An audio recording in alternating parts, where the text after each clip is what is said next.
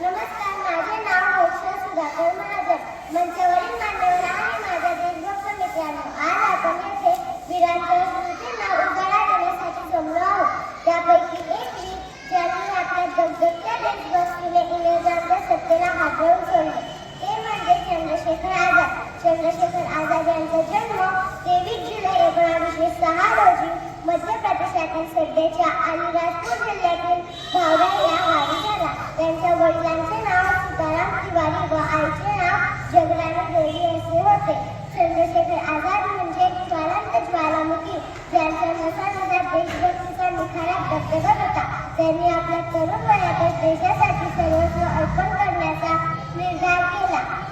आझाद हे त्यांनी स्वतःला दिलेले नाव होते, ज्याचा अर्थ मुक्त असा होतो.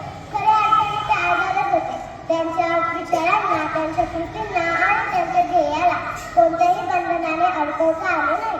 चंद्रशेखर आझाद हे केवळ एक क्रांतिकारकच नव्हते, तर ते एक कुशल संघटक आणि रणनीतिकारकही होते. त्यांनी भगतसिंग, राजगुरू आणि सुखदेव यासारख्या देशभक्तांना एकत्र आणून हिंदुस्थान सोशलिस्ट रिपब्लिकन असोसिएशनची स्थापना केली. इंग्रजांच्या हाती न लागण्याचा त्यांचा निर्धार इतका दृढ होता की त्यांनी स्वतःवरच गोळी झाडून वीर म्हणत पत्करले. त्यांच्या त्यागाने अनेक तरुणांना देशभक्तीची प्रेरणा दिली. त्यांच्या त्यागाने स्वातंत्र्याच्या लढ्याला नवीन ऊर्जा दिली. चंद्रशेखर आझाद हे केवळ एक नावच नाही, एक आदर्श आहे, एक विचार आहे. शेवटी एवढंच म्हणेन की शत्रूंच्या गोळ्यांना तोंड देईन, शत्रूंच्या गोळ्यांना तोंड देईन, पण मी स्वातंत्र्य आहे आणि स्वातंत्र्य आहे, पण मी स्वातंत्र्य आहे आणि स्वातंत्र्य आहे. एवढे बोलून येते थांबते. चंद्रशेखर आझाद अमर है. जय भारत. धन्यवाद. मौत का नाम सुनकर भी जो मुस्कुराया था, मौत का नाम सुनकर भी जो मुस्कुराया था, सबके अंदर देशभक्ति का तूफान जगाया था और अपने वतन की खातिर उससे छुआ था फांसी का फंदा भी. और ऐसे ही नहीं वो शहीद आजम कहलाया था, ऐसे ही नहीं वो शहीद आजम कहलाया था. नमस्कार, मी हा सर्व समाजात 4वीचा विद्यार्थी. मेरे सीने में जो जख्म है वो सब फूलों के गुच्छे है. मेरे सीने में जो जख्म है वो सब फूलों के गुच्छे है. मैं तो पागल ही अच्छा हूँ, मुझे तो पागल ही अच्छा लगता है. हे क्या महान क्रांतिकारकाचा शब्द आहे, ज्याला आपण शहीद आझाद म्हणून ओळखतो. वर्षात 23 वर्षी अल्प वयातच सुखदेव राजगुरू यांच्याबरोबर फाशी देण्यात आली. तरुण ज्यांच्या पुढे मला स्वातंत्र्याचा आनंद अनुभवला. प्रत्येक सेकंदाला मिळत असत हे स्वातंत्र्य लढायांना माझा नमस्कार. स्वातंत्र्य हा महाराष्ट्राचा प्राण आहे आणि हा महाराष्ट्राचा प्राण फुंकण्याचे काम शेकडो शूरवीरांनी आपले बलिदान देऊन केलेले आहे.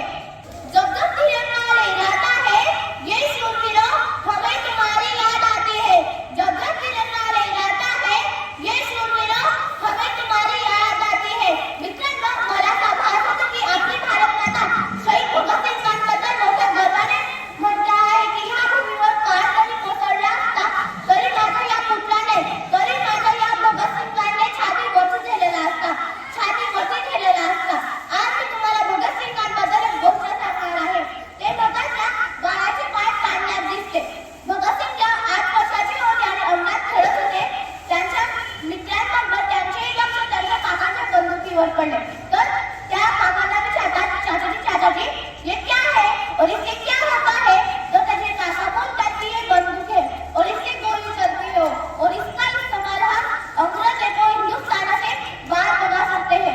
या 2-4 शब्दाने भगतसिंगांवर इतका परिणाम पडला की बंदुकीची शेती करून पाहणारा हा भगतसिंग 8 वर्षाचा मुलगा खाऊ होती, खेळण्याची खेळण्याची स्वतःची भाषा करतोय आणि काही दिवसातच बंदुकीची शेती करून पाहणारा हा भगतसिंग. क्या लगता है कि तुम्हें कि ये वतन लूह आजाद हो गया? क्या लगता है कि तुम्हें कि ये वतन लूह आजाद हो गया? सोशल मीडिया की चकाचौंध में न जाने